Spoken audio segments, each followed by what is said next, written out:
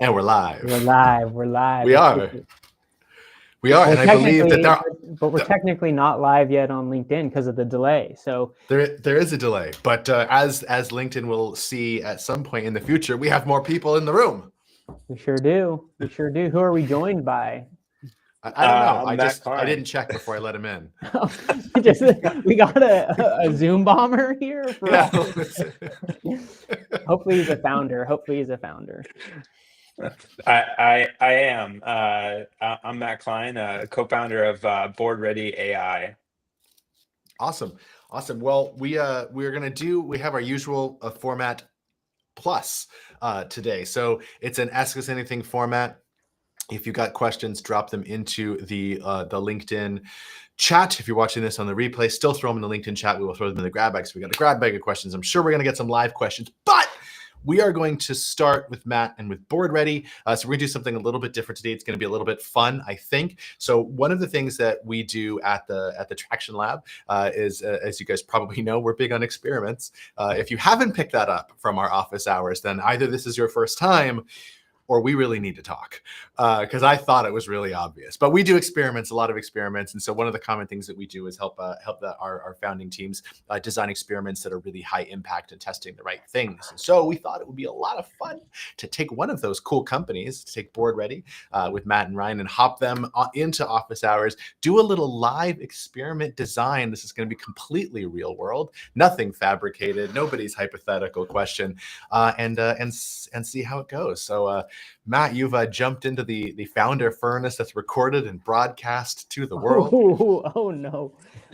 Can I say something at the top? Just one, and we talk a lot about like the traction science of things, but I also just want to like give a shout out to Matt and his co-founder Ryan. They really are applying this like traction thinking that we talk about as well.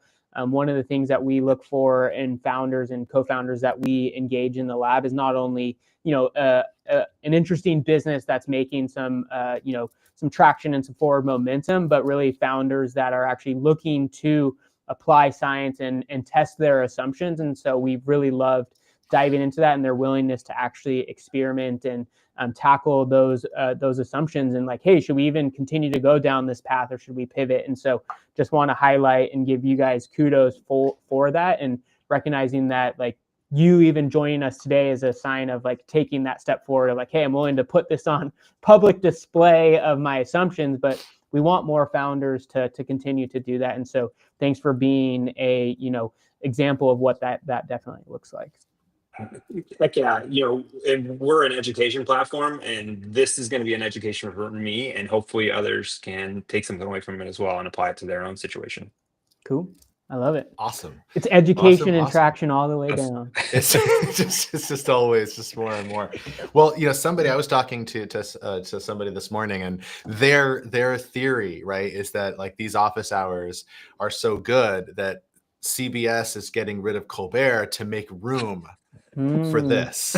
That was what I was told earlier today might be happening. I don't want to put it out there too soon, but can I be in the band, the show's band? I'll play the tambourine or the bongos. Oh, definitely. Yeah, for sure. We will make that work. So without further ado, let's dive in, because I know we'll get some questions later. But let's dive right in with this. So to make this as valuable for everybody else, or at least a little bit valuable for everybody else as it is for you, why don't we help get them a little bit up to speed? So Matt, tell us a little bit about Board Ready. Tell us like what your current state is, and like where we're focusing our mental energy today. Yeah, Board Ready is a healthcare learning platform. We use AI to generate live conversations in different areas of learning that under different healthcare professions. So everything from med students, PA students, CRNAs. We allow them to talk to our voice interfacing AI and test them on certain either topics such as verbal flashcards, or lead them through case scenarios of real patients, going from, and just anesthesia for CRNA. We start with an anesthesia scenario. They go through different facets of inducing the patient to complications during and then post-op course as well. So multiple things that we offer, but we allow our users to talk with a voice, an AI using a voice interface, and get medical learning from that. And the hypothesis is that type of learning style is necessary because everybody in healthcare is generally learning from flashcards, reading books, reading PowerPoints, and just trying to cram as much in through rote memorization.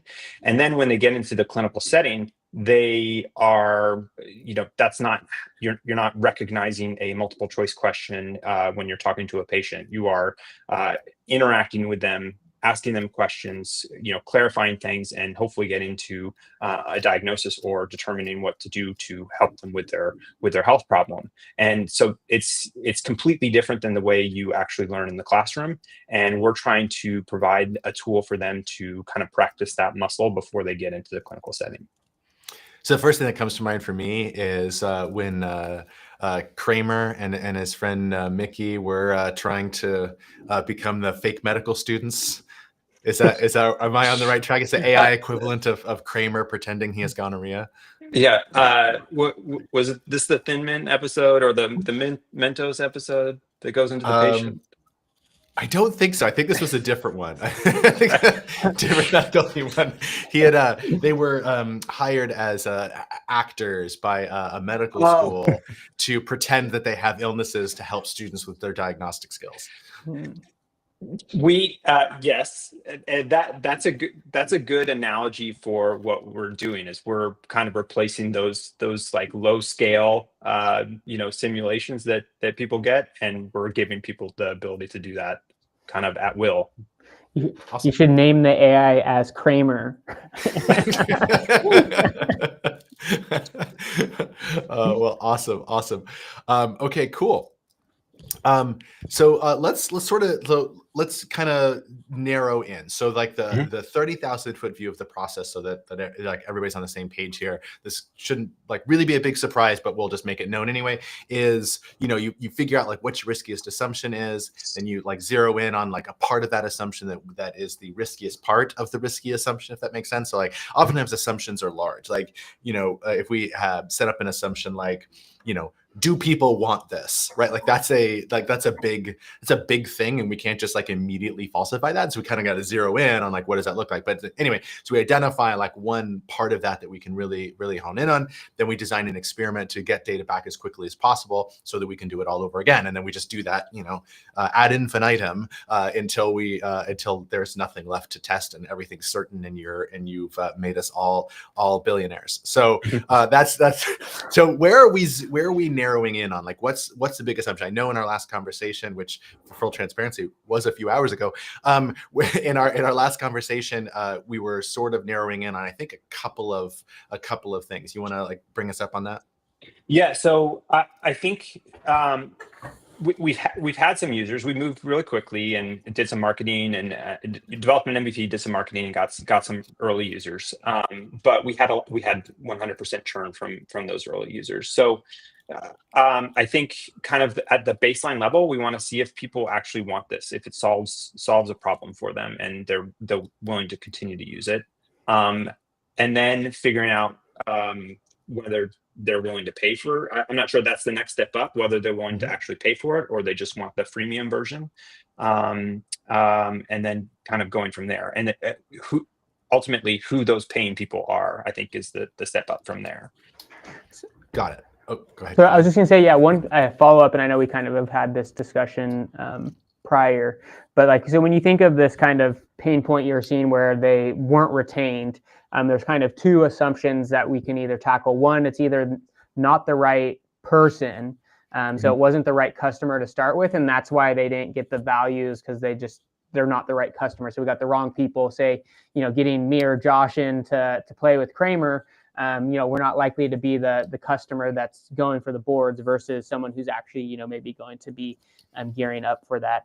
Or do you believe the assumption is something to do with the solution not delivering the value, and therefore we want to go and test that? So I'd be curious of kind of your thoughts on diving into that use case and what is the assumption that you're trying to pull out.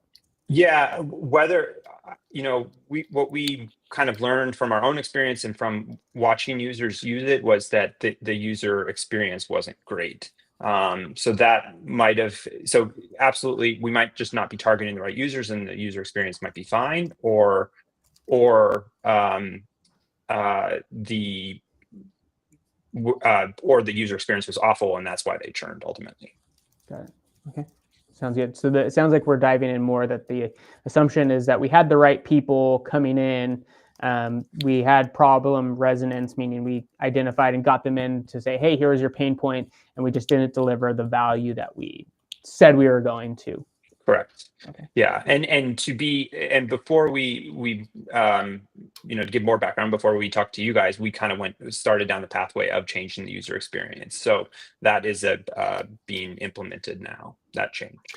And so is the hypothesis around the user experience that there is an experience or UI related obstacle that's preventing them from getting the value that they were promised, and so therefore it's like almost like a technical, if you will, issue? Is that the hypothesis, or is the hypothesis that it is more that the current user experience and UI is obscuring the value, and so that they're not really getting it there? Or is that they're not getting the value that they wanted at all, and so therefore we want to change the what we'll just like the feature set or something adjacent to feature set to actually give them the value, or something else? I think it was just clunky, the actual user experience. So that, like, for example, it would answer its own questions. So it would ask the user a question, but the AI would hop in and answer its own question. So that would happen intermittently. So I don't think people like. No one likes a know-it-all. That's right. Okay. All right. So that makes sense. So the idea is that sounds like a little bit of both, right? So like that there's both a UX problem that's causing the sufficient friction that they're not getting value, but then also maybe they're not really getting the value anyway because they didn't get the opportunity to actually assess their own knowledge on the subject before the tool spoiled it for them. Correct. Yeah. Okay, got it. So then just to call out then some existing assumptions that we're going to kind of put it in the trust, as I like to say, is that we can acquire the user. So like if we put a value proposition in front of them where we know we can find them, they do hop on board, they come into our ecosystem, and they maybe early activate, but they don't get sufficient value to then to actually retain and therefore give us good revenue, right? Correct. Okay, got it. So that's why we're zooming in on that. So that's why we're not focusing on acquisition right now, because we can get users, we just can't keep them. So the highest leverage point for us now is to say, let's keep the users that we can get. Yes. Yeah. Got it. Okay. And then there's a secondary question I know you brought up earlier that is like a next question, right? Which is, now if we can get them in and we can retain them, then it is, can we get revenue from them? Correct. Yeah. Okay. So let's just so that we can set ourselves up for success as when it comes to that next experiment, like what is the hypothesis around the revenue? Like, how are we going to, is it freemium? Is it free trial? Like, or is it, are we just not charging, but we'll just turn on monetization in the future? Like what's the theory around the revenue model? The theory is, or the options we have for them right now is freemium. They would get, five scenarios a month before they got sent a paywall message or sent a paywall window. And then the option for subscription, and that so five scenarios per month for the limited model, but then subscription is unlimited. And then there's a yearly paid in full discount if you do the full year. So those are kind of the three options, if you will. And so, but we don't even know, is $20 too much? Is $20 too little? So that's a whole other experiment to figure out. Got it. So the reason that I'm asking that question is to try I said to set us up for the next experiment. And what I mean by that is two things. So one, that we can naturally design something that we can build off of. Right. So then we can say, okay, well, therefore the next step is. But the second reason that I'm doing it is also because we want to ensure that we're not kicking the can down the road on something we need to know now. For example, I think Cameron and I talked about this on a recent episode of Zero to Traction, but is that oftentimes, we delay bringing revenue into the picture because for a number of reasons. Insecurity is a really common one, but there's a lot of other reasons, like we just kind of delay bringing revenue into the picture. And what we're really doing is taking this really risky assumption of can people pay and punting it, down the line so that we can get people using it, but they're ultimately not going to convert and pay. And so it's either the wrong audience or the wrong value proposition, but we spent all this time like delaying learning that we were charging for revenue. So I want to make sure that we're not making that mistake here. And so, like, for example, if our assumption is like we're going to get these users in and then eventually get them all to pay, right? Then we want to make sure that logic, that linear logic, that flow is matches the theory in the real world. So for example, if we're trying to say, like, can we get people to come back for day 3? It's a 14-day trial. They're not even making it to the end of the 14-day trial. Then we actually don't care yet about them converting out of the free trial into the premium one because we can't even get them to get through the 14-day trial, right? So that's sort of secondary. But if it was something else, if it was actually like we want to, like, in the real world, people are going to actually convert on day 1, right? And we're trying to get them to come back on day 3, then we're sort of jumping the gun a little bit here because we don't care if we can retain the free users to day 3. We only care if we can retain paid users to day 3. So if that's why I'm asking is like, how much are we in alignment with our like the future theory of revenue with trying to figure out this retention question? That was really clunkily worded. Did that make sense, or should I have Cameron try to reword that? It does make sense, and the answer is I don't know. Is the long and short of it, and I don't know how to structure a test or an experiment to get that answer. Okay. Just Cameron, I want to hear your thoughts. For those of you just joining us here, we're it's our usual format and then some. It's still an Ask Us Anything, still our office hours. Drop your questions into the chat. We will happily take them. But we also have a special little treat. We have one of our Traction Lab companies, Board Ready, here. So Matt was one of the founders there, is joining us, and we're doing some experiment design live. So this is all real world, real stuff. We're gonna do some traction science right here in front of you guys. So thanks, Matt, for being extraordinarily brave and doing this in real time on the air with us. So we appreciate that. But still drop your questions in the chat because we'll definitely have time to get to those. And then Cameron, I'm gonna kick it back over to you for what you're I think the way I'd maybe just summarize the monetization was part of it is it's tied to our offer. So when we have them opt in to whatever we're positioning, so say we're using this ad to then have them say, I want to sign up for Board Ready. There's like 3 ways that we, there's more than 3, but like the 3 scenarios we put in that offer is either 1, hey, try this out for free. You have 30 days. And then at some point we're going to ask you to pay. So that's one offer. The second offer is sign up to be, this is a freemium subscription, sign up to be free. There's future benefits if you become a premium subscriber, but you can use this for free for as long as you want. And then the last one is, this is just purely a paid thing. So sign up as a user or customer as day 1, and that's what that looks like. And so part of our process is, as you think about Board Ready, and it doesn't have to be that you have evidence for that right here and now. That's why we want to like kind of flush out what that might look like. But is of those kind of 3 options, I know you originally with kind of the first option was like, hey, try it out and we'll ask you to pay at some point. Is that still the process of how you see kind of demo to pay, or do you see it as we want to give a set of this out for free and then people opt in? I think I understand that better. So we have multiple features within the platform. The freemium version would give, how we structure it right now is the freemium version would give people access to one of those, a single feature, and they could use that X number of times per month and indefinitely.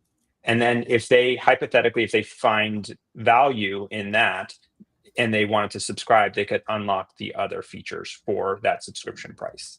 I think that answers better what you're asking. Cool. So it sounds like, just to recap, the offer we're going to put out there is that they're signing up for a freemium subscription with the intent that you believe a subset of those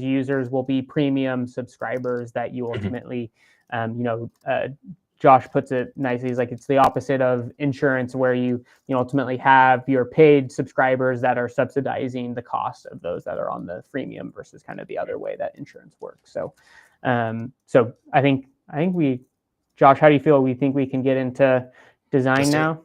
Cool. Let's do it. So Cameron, do you want to share the format that we use? Like walk through the examples? Not in any detail, but at least just to get people, high level, so that people can kind of get a sense of how we do this. Dude. All right. Sure. Is Or that the opposite of for sure? Exactly. This is beautiful. You get to see my mouth move with no eyes there. Here, I'll fix the tile. It's all good. No. There you go. Okay. I will be completely cut off. Cool. All right. So what we got here, this is our experiment log here at the Traction Lab. So really what we have is a framework in which you can systematically test your assumptions tied to what we call your validation points. And so when we think about your validation points, these are blocks of work and evidence you need to prove out your startup, particularly when we're thinking through proving the sufficiency of our startup to investors. And so we want to tie this experiment to this kind of block of validation that we're seeking to tackle. Then we want to move into what we call our hypothesis. So we need to set up our hypothesis, which is really tied to the riskiest assumption that comes from that block of validation that we're seeking to achieve. And then when we get into testing this particular hypothesis and assumption, we need to then design our experiment. And so we're going to be walking through all of this with Matt. But any good experiment has these 5 elements of who, what, when, where, and how. If we don't have concrete and specific evidence here, then we're not, or assumptions, then we're not actually going to be able to clearly walk away with data when we run this experiment. The next major component of the experiment process is, what are we actually measuring? So when we go and actually run this experiment to test this assumption, what is the key measurement that we're trying to understand and make a decision around? From there, we have to have some expectation of what is right and what is not what is right and what is wrong, but what ultimately validates our assumption and or invalidates our assumption. And so, oftentimes this could be, a particular click-through rate, and it should overall tie to our theory of our startup. Then once we actually go run that experiment, we then need to be able to then articulate what was the actual value that we received. And so with that, if it's, in this case was 3 out of 5 reported a particular issue, 4 out of 5 said yes, therefore the outcome was validated. We have 3 types of outcomes: validation, invalidation, and then unclear. The one to really be worried about, obviously invalidation isn't great, but at least it gives us evidence to make decisions from there. But the one that we want to stay away from are those that are unclear, and that means we actually had poor experiment design, and so we might have to go back and redesign our experiment going forward. We're not done there, but once we've gotten that outcome, either validation or invalidation, the key then is to take away what is the major insight or learning related to that particular experiment. And so what do we actually grab a hold of? And then the key thing is, what do we do next? So we had this aha, not necessarily an aha because that feels more on vibes, but we actually got this validation. We learned something about our startup. We proved, got a proof point. Now, what is the next thing that we need to go do in systematically testing our assumptions? And ultimately, these can be run in parallel, and oftentimes these then lead into the next test that we want to run. And so when we work with founders, we run them through these examples just so they have context. For you, we just wanted to give the high-level blocks of what goes into good experiment design. But then we have this log where we actually tie to the work that our portcos are going through. So maybe I'll pass it to JDM if there's anything that I may or may not have missed that you want to add in. No, not at all. Crushed it. It's a good overview of it. The only thing that I'll say is just like to like a good rug to tie the whole room together here, is to say that like this is a process that, like, when you first look at it, feels like this super big, like cumbersome thing, and like, oh, for everything we're gonna like have to fill out this experiment log, but it's designed to be extremely lightweight. And there's a really impactful benefit that comes from just writing something down. And once you actually adapt to using this process, it really like takes 5 minutes like of time to actually do this. And these are things that where you get really important, just really impactful feedback. And the last thing that I'll say is that this is about learning velocity, right? And when I say this is about learning velocity, I don't mean this tool. This tool is to facilitate learning velocity, but I mean startups are about learning velocity, right? That's the true momentum in a startup, is how fast you're able to learn.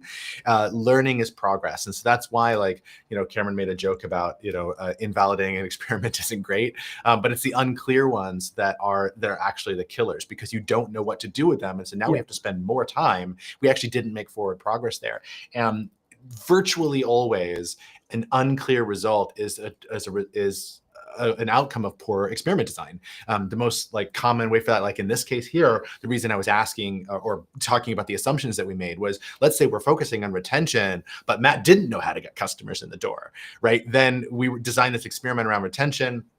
We throw this ad out there, but we actually don't get users to sign up in the first place. So we actually can't even measure retention. So our experiment was unclear, right? Because we didn't actually get any data in, but it was poor design of the experiment that caused that, right? And so now we have to go back and say like, okay, well now what do we do? And then run the whole thing again. And we essentially just wasted time. So invalidating like is important and necessary. It's the way science works. I often share like one of my favorite quotes from a physicist and philosopher of science named Bernard Despignac.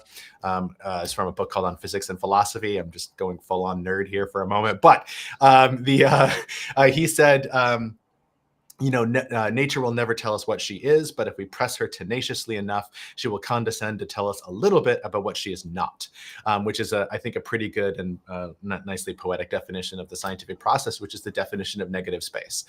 We can't actually figure out which way to go except by figuring out which ways not to go.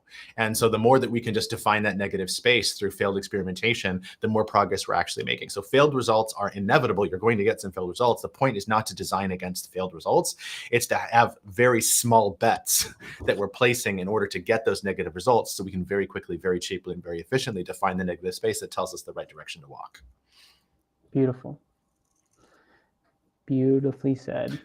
That was more than I intended to say in that time frame, but those who have spent any time with us are not surprised.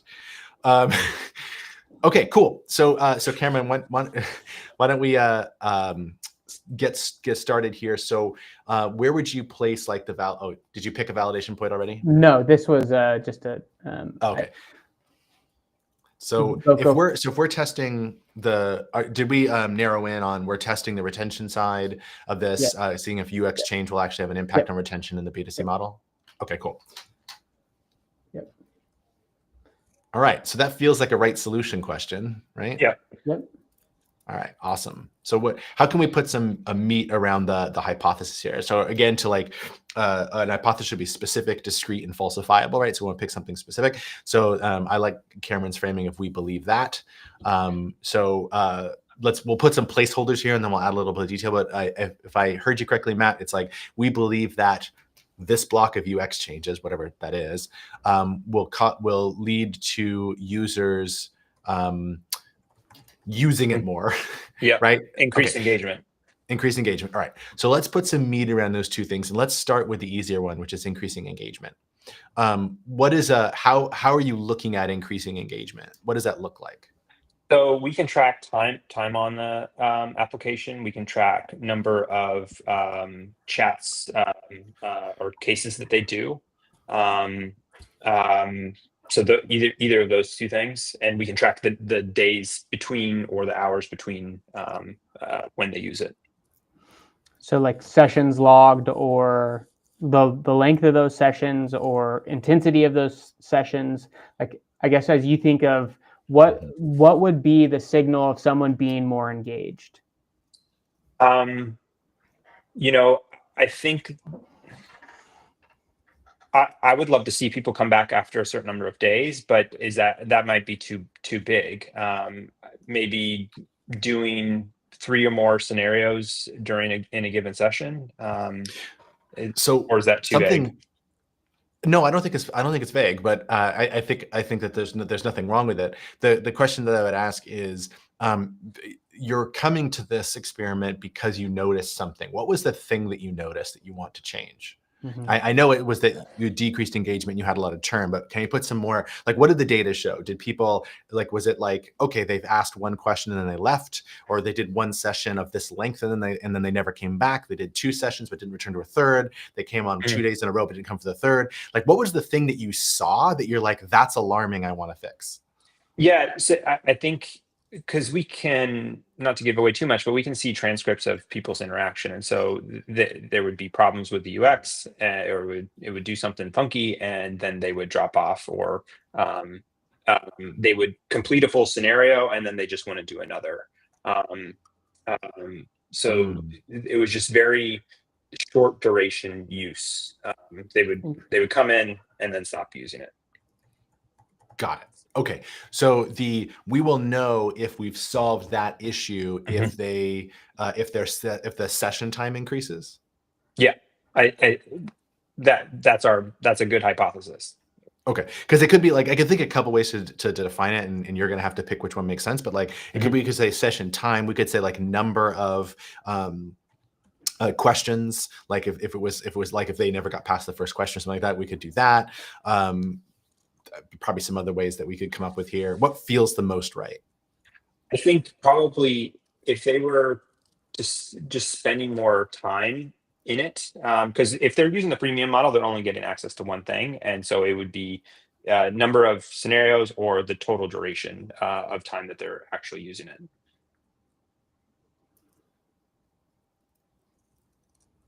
Awesome. Okay. So do we like what we have here will increase the duration of a user's session time? I like that. I think it works. Cool. I like it. All right, cool. And then maybe we dive in a little bit more here. The block of, like, what is the action that we're going, like, what is the block of UX changes, if you're to like give us some specificity around that? So the LLM is just more compliant and stays within the guardrails that we've defined for it. So it's not being too creative. So basically, the flow of the scenario is very strict and follows a structured path. Stricter scenario structure. Okay, we believe that creating a stricter scenario path. What would you say? What was the term instead of path? Structure.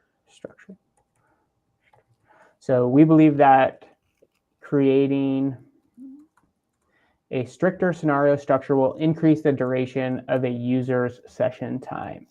I think that sounds good. What do you think, JDM? Yeah, I'm 100% sold. I think that's totally sufficient. Cool. All right, let's get into that experiment design. So, all right. So who are we targeting with this? We want to be as granular as possible, correct, or as specific as possible. Well, so I guess maybe, I don't know if this is your thought, JDM. Like, are we going back to the users who dropped off to give them like a redesigned scenario, or are these a whole set of new people? Are these users that are on like your wait list or just signed up, or are these like, yeah, who maybe less of like, this is the like person, but like where are they? Where are these users at in your funnel? I would, if I can propose an option for that, I like what you suggested was the going back to our users that were in here to begin with. So the ones that came and then churned. It's free to contact them because we can just email them. We don't have to generate more ads or anything like that. And how many of those users did you have? Probably about 100. Previous.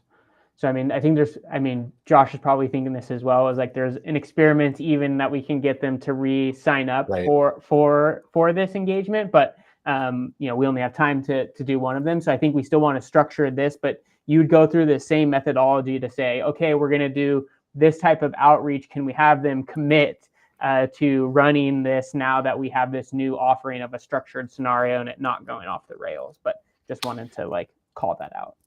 Right, and because there's another assumption that we can actually test, and so the hypothesis might be that if we tell users that we improved X, Y, and Z, then they will give us another try, right?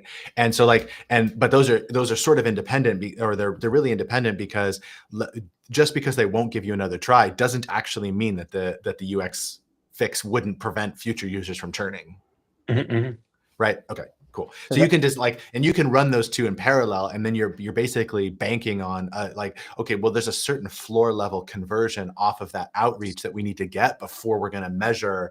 And we're not looking for nothing is formal as statistical significance. I'm not going to force you to come up with a p-value here for this, but we're still going to want to say, if we out of those 100, we're expecting to hit this number, and then that and let's say it was 50 or something like that, and so then if we're successful on 50, then we'll proceed ahead with the actual measurement of the next thing. But if we get 5, we're not going to do the measurement, because that's going to be pointless or whatever. You can use your instinct to kind of do that, and that'll just come through the analysis, but it'll just be important to define it in advance. So part of it, right, is if we put 100 here and you only get 20 people to come back, the data might be, you're like, oh, well, 20 users of the 100 will do the session once you get kind of down that line. So, so I think, let's just say, Josh, what do you think? Do we put a specific number here, or just more previous users who churned? Yeah, that's fine. Yeah, because we don't know the number, but yeah. Okay. That's fine. Well, and that'll just be referencing the other experiment, so it's totally cool. And so the what is giving them informing them of the UI refurbishment. So that would be the other experiment, right?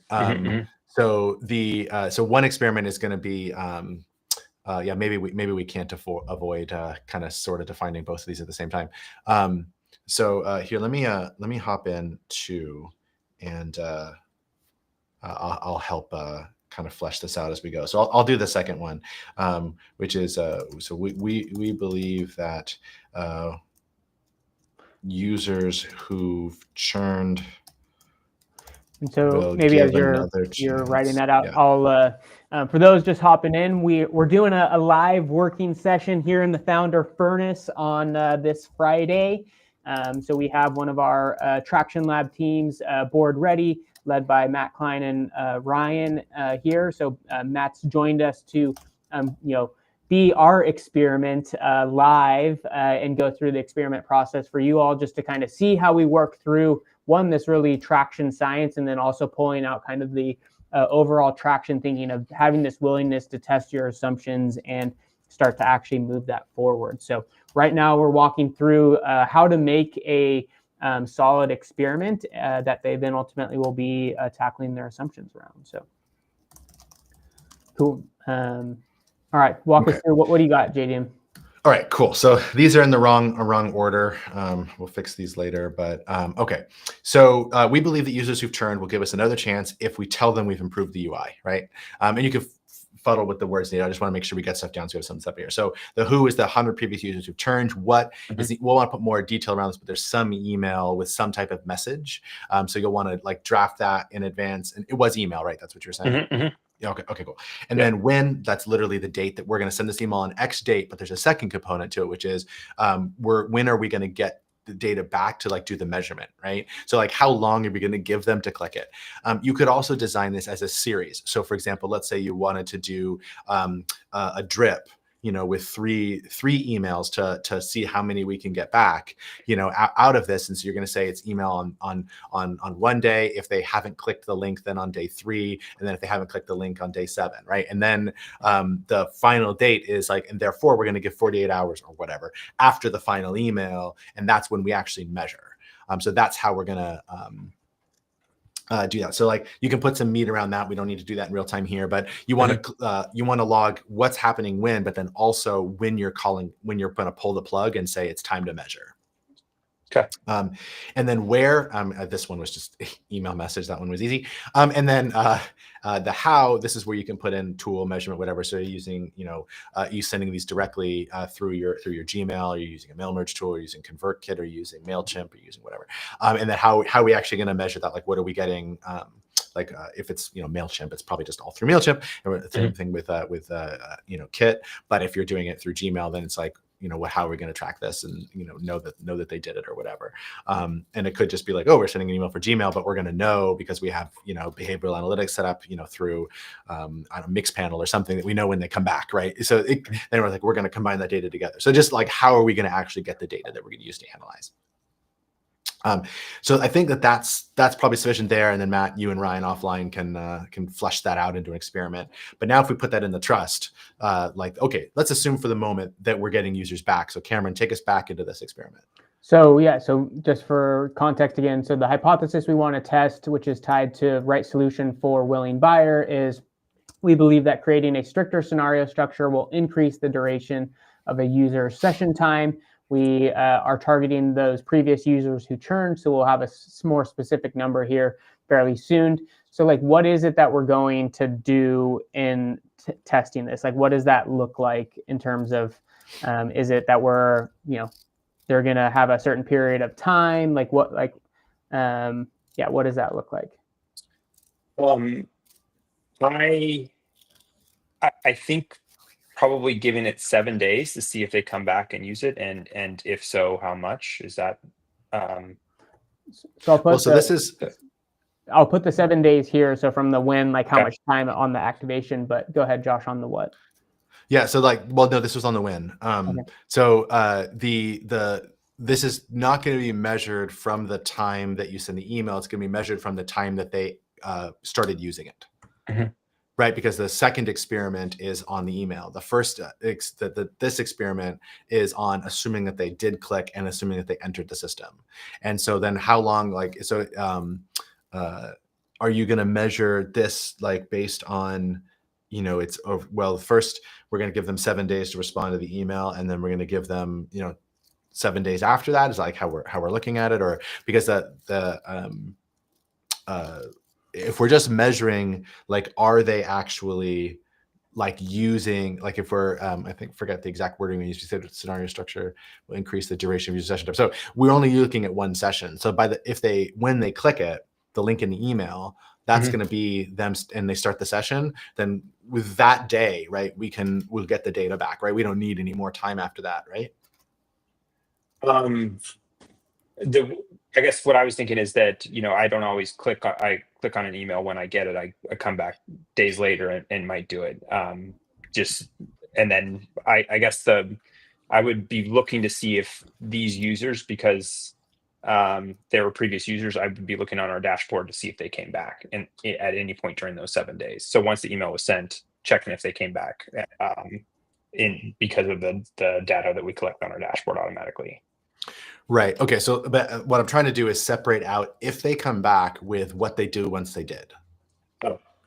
Right. So the second experiment is if they come back, and then but this first experiment, I know that these are in the wrong order, but the first experiment is what do they do once they did?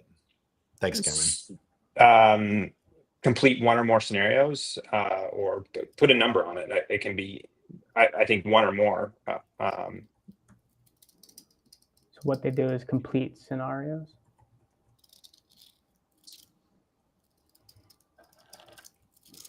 Okay. Cool. So then let's put this back into a chain, and then we'll wrap this around with a measurement, and then we'll call it good and take some questions. So you're going to send an email, and then you're going to, from the time that you send the email, you're going to, the measurement of success here is that they start a session. Is that right? Okay, cool. So can you put that in the measurement cell there? Oh, never mind. I forgot I have it open. Go for it. So this is the number that start a session, right, within that time period, right? And that's the email send plus, did you say 7 days? Correct. Okay, cool. So email send plus 7 days. And then what we're measuring is the number of that 100 that actually started a session. Mhm. Okay, cool. All right. So now we're going into this experiment with a block of people who started a session. And so now what we're measuring is that the length of time of the session? Is it the number of questions that they engage in during the session? How is it the number of sessions? So 1 versus 3 sessions? What are we choosing to measure? I would do the number of sessions. So if they do 1 and then stop, I think that's not good. So if they do 2 or greater, I think that would be a positive. Got it. So we're measuring the number of sessions. All right. So then once from the time that they do their first session, what is the well, actually, let me ask it this way. So how many sessions do you consider a success? I think 2 or more. So if they're done after 1, or they don't even complete the first one, I think that's an issue. But if they're doing more than 1, I think that and these are based on huge assumptions on my part, but Okay.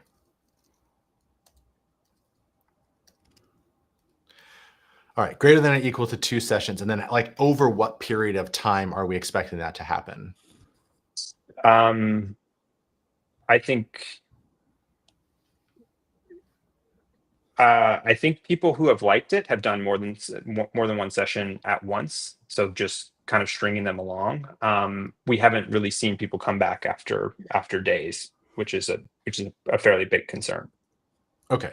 And so are we looking to measure the number of sessions? Like, are they just doing multiple sessions in one day, or are we? Okay, got it. All right. So then the length of time for this is we're going to measure the number of sessions on the day of their return, right? Correct.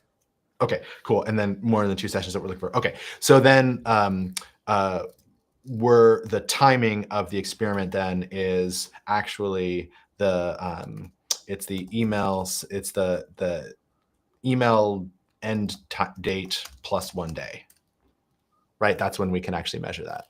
Okay. Okay, cool. So now real you can fill in some of the details here about how you can, how you actually go about the process of measuring this. And of course, we're happy to help you offline. But let's pick an expected value for the first experiment, and then we'll call it good. So 20, I'd say 20% of that 100. That's arbitrary, pulled out of nowhere. So if we got 20% of the previous people who churned to come back.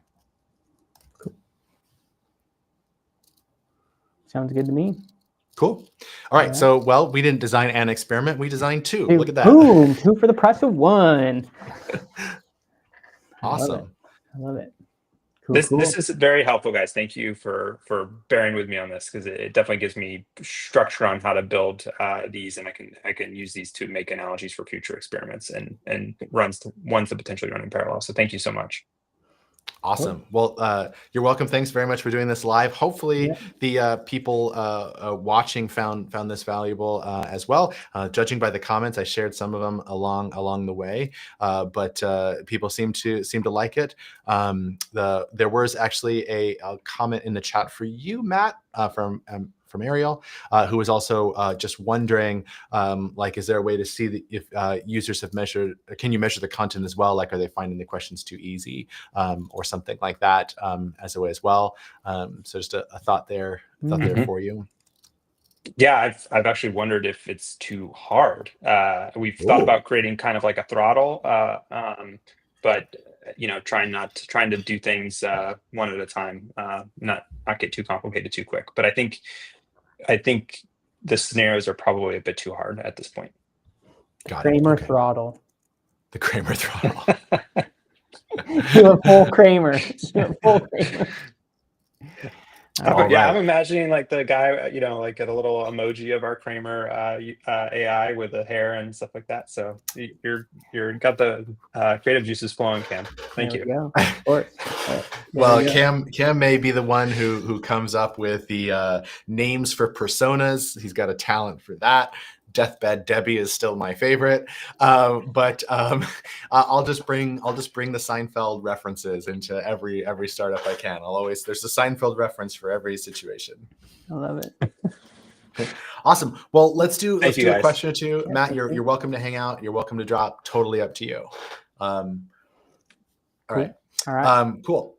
So I haven't seen. We'll do one more check. I haven't seen any questions in the chat, but those of you who are here, we do have time to take a question. If you've got one, smoke them. If you got them, drop them into the chat. In the meantime, I do have questions from the grab bag. Ooh. I have an even 5. I think. Actually, I think I have another list with more, but we're going to call it an even 5. So Cameron, the bingo drum 3. All right, here we go. I keep forgetting to bring in my D&D dice so that we can do this. All right. So this is a marketplace for freelance photographers and their clients. Their product is live, but they're pre-revenue. And their question is, we've launched a pricing page and got some conversions, but the people who signed up aren't our ideal customers. Should we optimize for volume or stick to our target audience? We're getting traction from event planners instead of individual clients.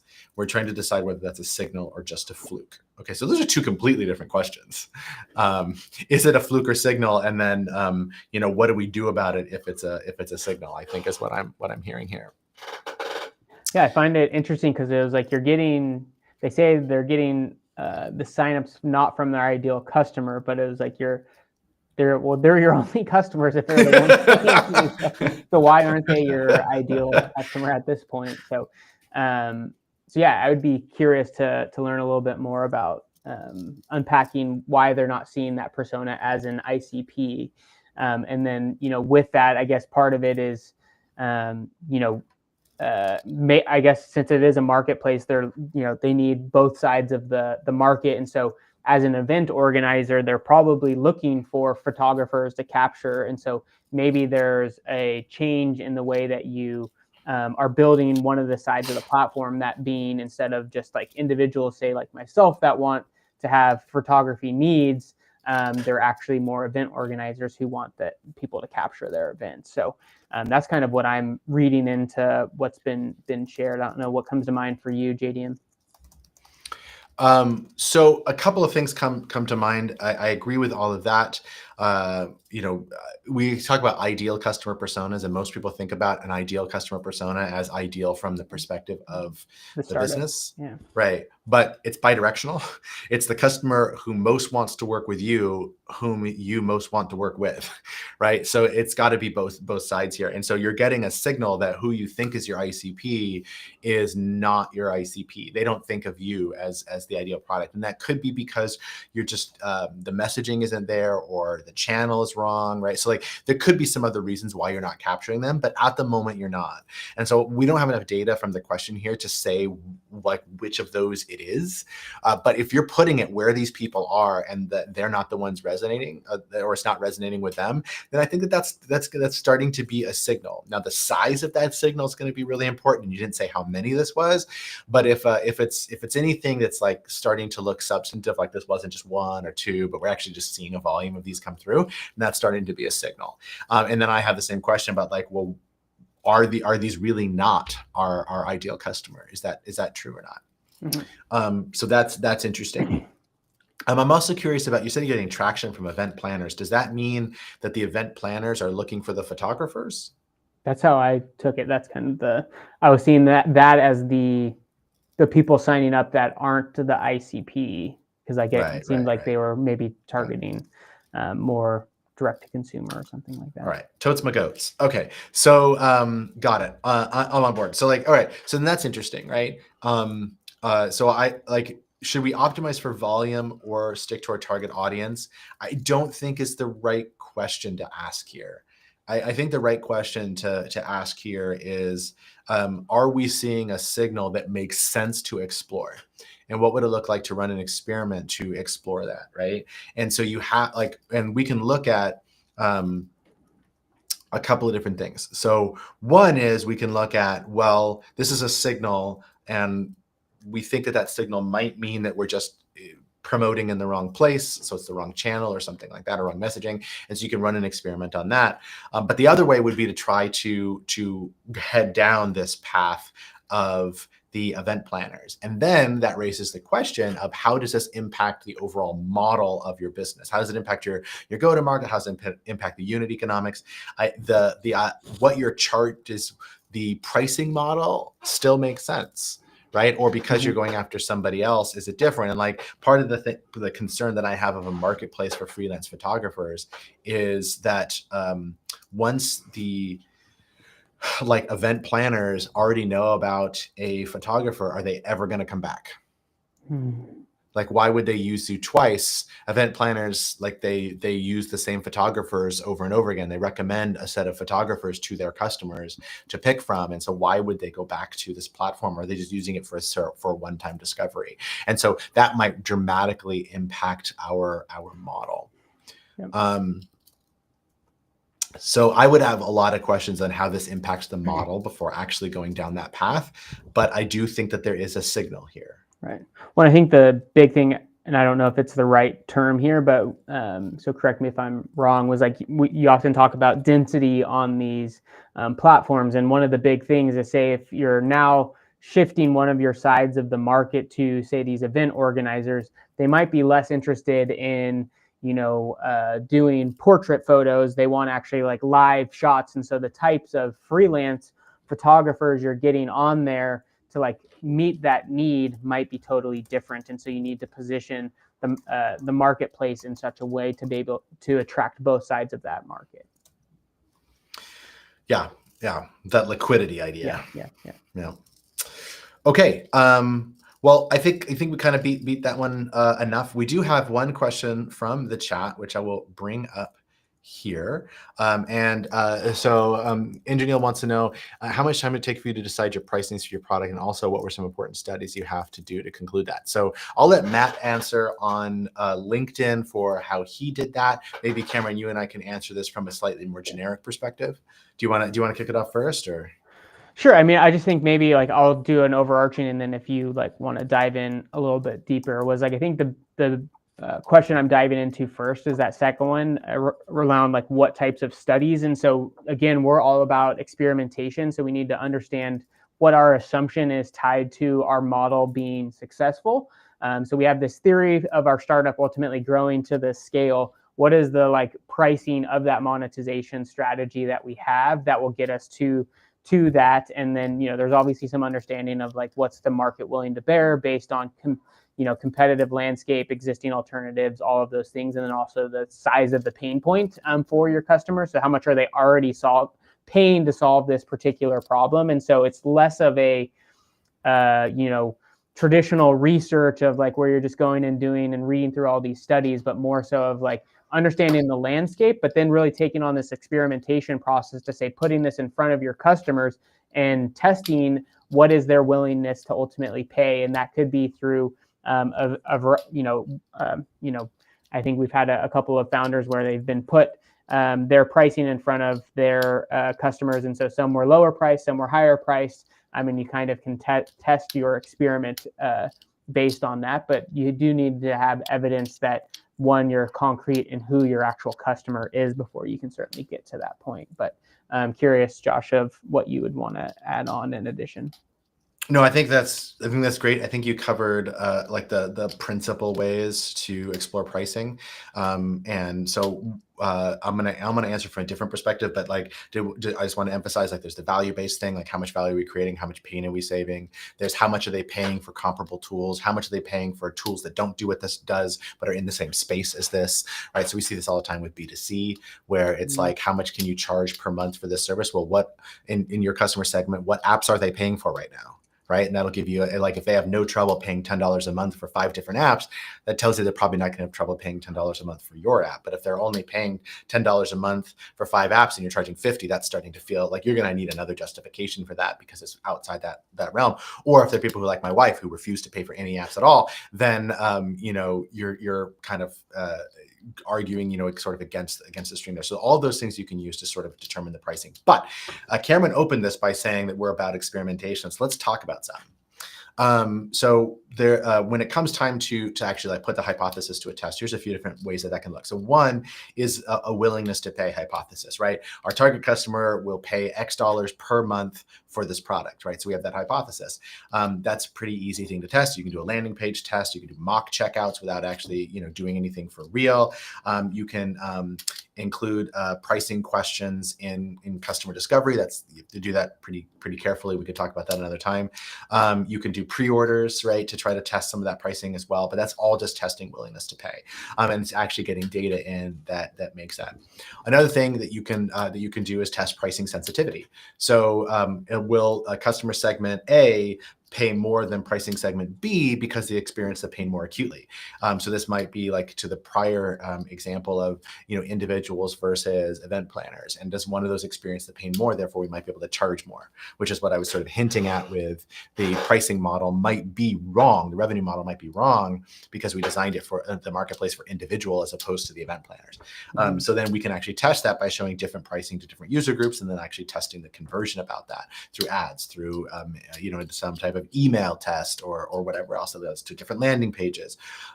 It can do this again with customer interviews and just test the pricing sensitivity between those two things. Another things you can do is you can do a plan structure hypothesis, right? Where you say users are more likely to pay if we offer this block of features in a starter plan versus freemium, right? So like instead of having freemium to premium, we'll do a starter plan without a freemium edition at all, and have a starter plan that's less with a smaller set of features.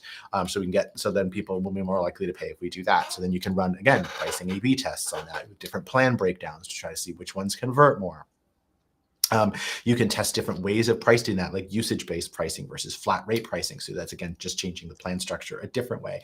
Bundling and unbundling, it's like, let's say having, you can unbundle where we can lower the core price by a little bit, but then have an analytics add-on, right, that they can add into that. So it's not a separate, whole separate plan, but a bundle, or it's unbundled that now they can add on as a separate thing.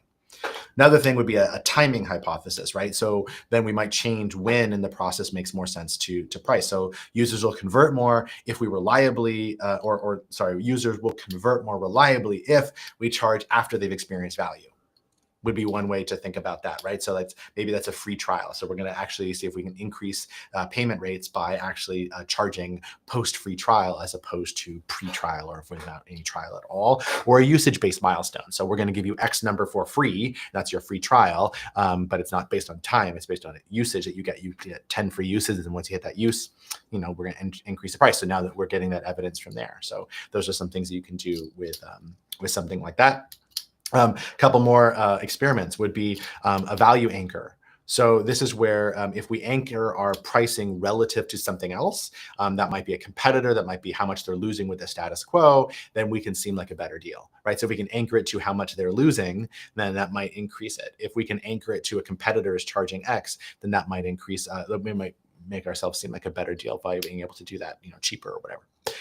Or more value for the same price or something like that, right? So how do we want to anchor this to make our pricing seem better?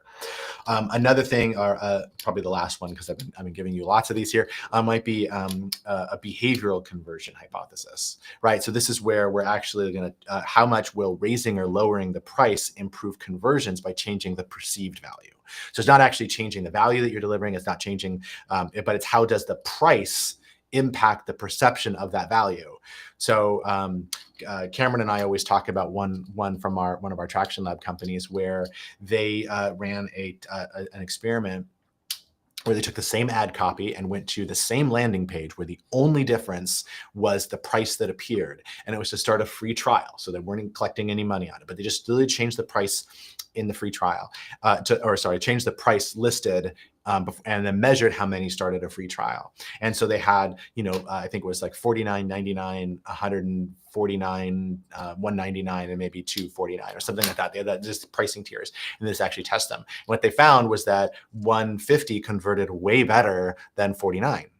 And then it sort of tapered off when they hit 250, but it didn't actually like lower. It didn't drop. And that was because by charging more, it changed the perceived value. And so in other words, like the flip side of that is that, oh, it's only $49 a month. It can't possibly be delivering me that much value, right? Oh, this is $200 a month. They must be really delivering me some good value.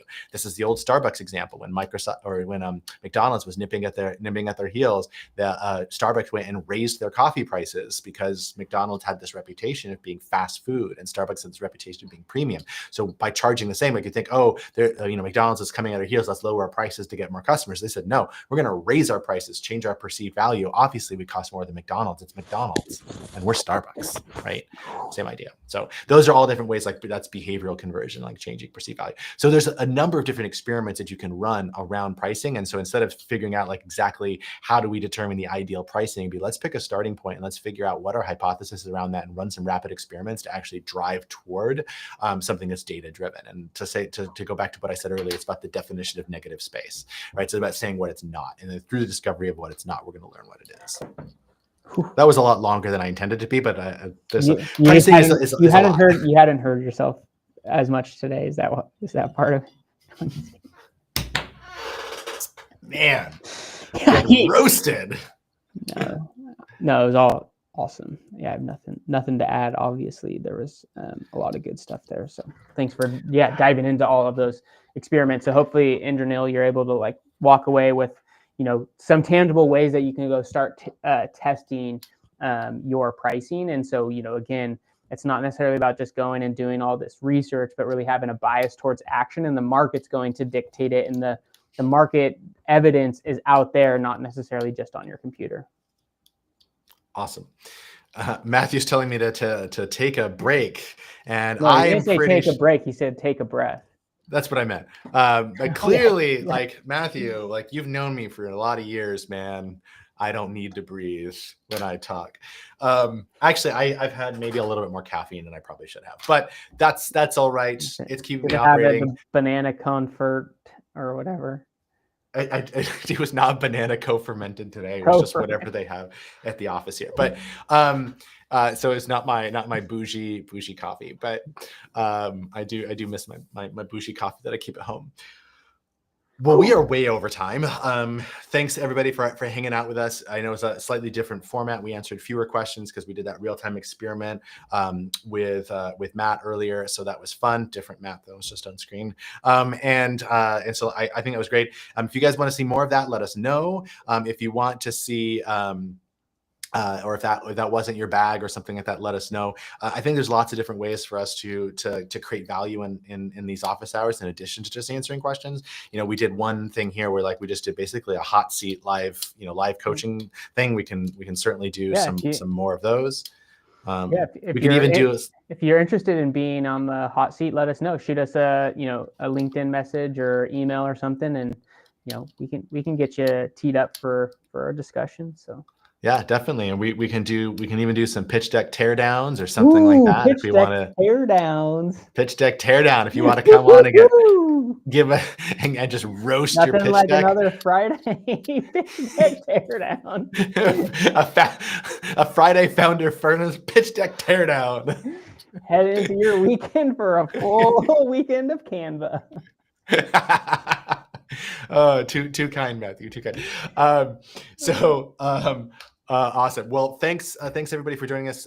Cam, as always, great to hop on and hear your perspective on these really awesome founder questions. Yeah, likewise. Always good fun. Thanks everyone for tuning in and engaging in the chat. And thanks, Matt, for hopping into the furnace and hanging out with us. Yeah, if you guys want to submit a question in advance because you can't join live, you can hit jdm.bio/calendar or just jdm.bio and click the calendar button. And there's a place right there. There's a type form. You can just or a Google form, maybe I don't remember which, but you can click it and submit the questions, which is how we pull these in advance. But you can also just join live and drop them in the chat. So yeah, awesome. All right. Well, thank you all, and we look forward to seeing you about the ecosystem.